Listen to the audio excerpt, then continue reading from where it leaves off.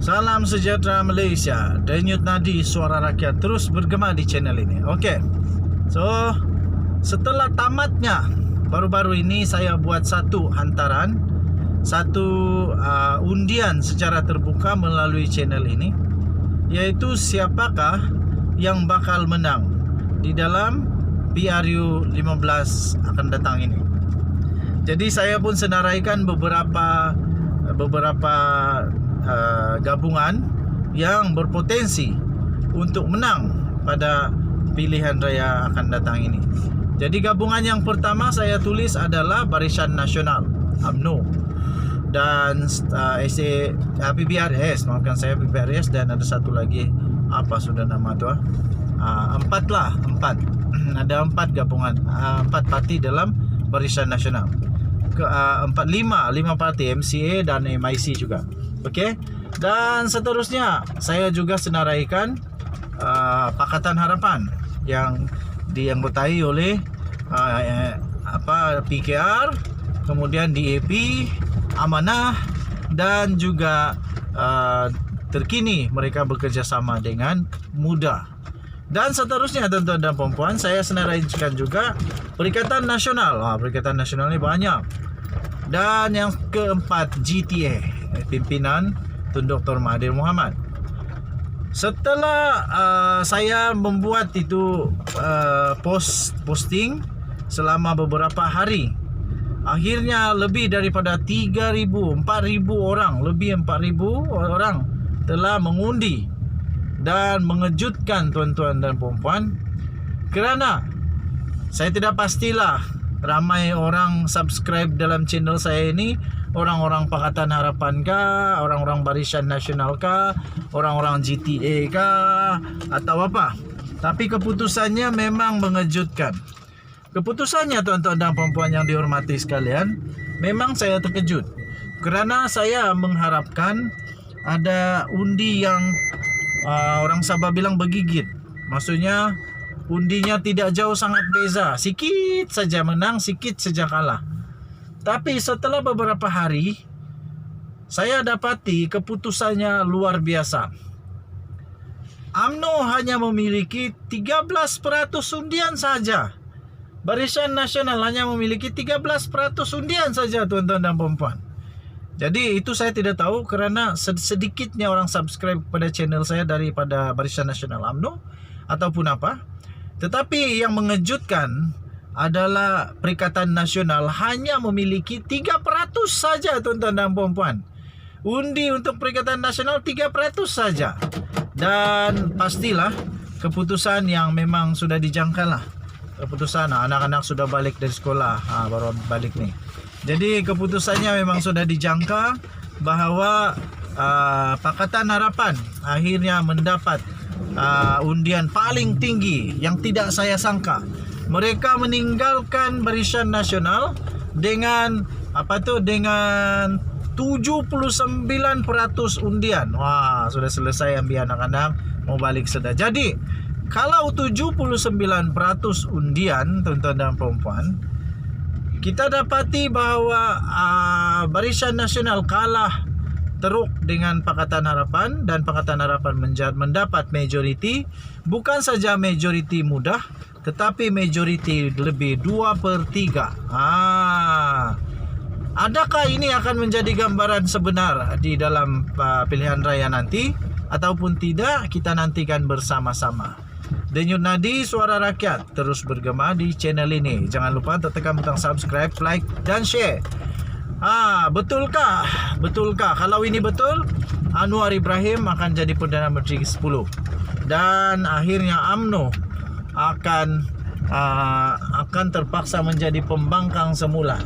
Ingat, sekarang ini UMNO hanya memiliki 38 ahli parlimen saja di Dewan Rakyat. 38 tolak 1 sudah penjara, 37 saja. Dengan 37, Barisan Nasional tak mungkin boleh jadi kerajaan semula.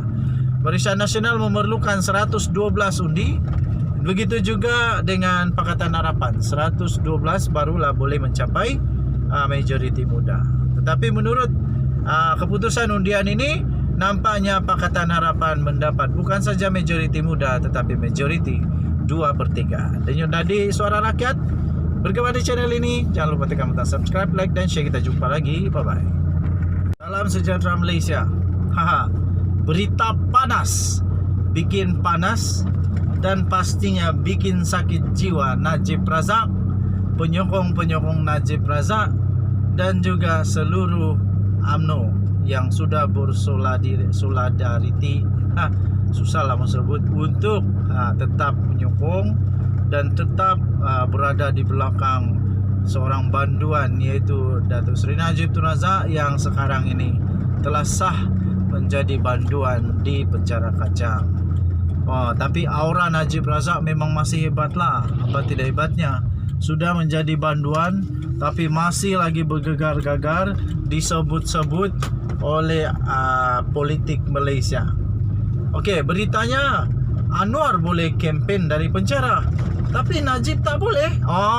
Persoalan yang besar.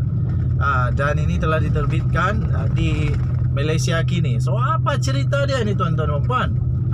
Ini dia. Anak perempuan Najib Razak sekali lagi membuat kejutan. Noriana Najwa Najib menyoal, dia mempersoalkan mengapa ketua pembangkang dulu, iaitu Anwar Ibrahim, ketika beliau dipenjarakan boleh berkempen untuk istrinya pada pilihan raya Permatang Pau pada 2015.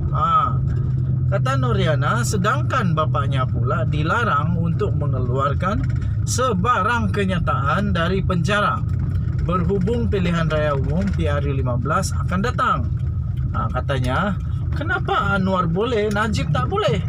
Katanya pada hantaran di Instagram semalam. Ini memang bikin hangat lah. Ini jabatan penjara perlu jawab lah. Apa boleh buat, kena jawab benda ni. Dia juga memuat naik petikan berita mengenai Anwar yang mesejnya telah disampaikan melalui peguamnya Latifah Koya agar rakyat mengundi PKR dan calonnya ketika itu, iaitu Dr. Wan Aziza Wan Ismail. Tuan-tuan dan puan-puan, pada 2015 yang lalu, Anwar telah dijatuhkan hukuman penjara selama 5 tahun atas tuduhan liwat. Petikan berita kedua yang telah disiarkan oleh Noriana Najwa Najib memaparkan kenyataan pengarah kanan bahagian dasar kepenjaraan Jabatan Penjara, iaitu Supri Hashim. Supri berkata banduan yang sedang menjalani hukuman di penjara tidak boleh mengeluarkan sebarang kenyataan untuk tujuan berkempen sempena PRU 15. Jelasnya larangan itu turut termasuk bekas Perdana Menteri Datuk Seri Najib Tun Razak. Menurut Supri, sebarang surat yang mahu dihantar kepada keluarga, dokumen atau apa jua urusan akan ditapis terlebih dahulu oleh Jabatan Penjara. Jabatan Penjara tidak ada kena-mengena dengan politik dan kami hanya laksanakan tanggungjawab. Waima apapun kerajaan yang memerintah, katanya seperti yang dilaporkan oleh bernama. Najib kini sedang menjalani hukuman penjara selama 12 tahun dan denda 210 juta ringgit Malaysia. Selepas Mahkamah Persekutuan telah mengekalkan sabitan bersalah di dalam kes menyelewengkan dana SRC International Sdn Bhd. Wow, ini memang panas tuan-tuan dan puan-puan. Dan Jabatan Penjara serta mereka yang berkaitan kena jawab pula dakwaan daripada Noriana Najwa ini. Betulkah benda ni? Betulkah Anwar dulu diberikan kelonggaran berkempen untuk membantu istrinya, manakala Najib Razak pula tidak dibenarkan? Banyak persoalan. Denyut nadi suara rakyat terus bergema di channel ini. Kita jumpa lagi. Bye bye.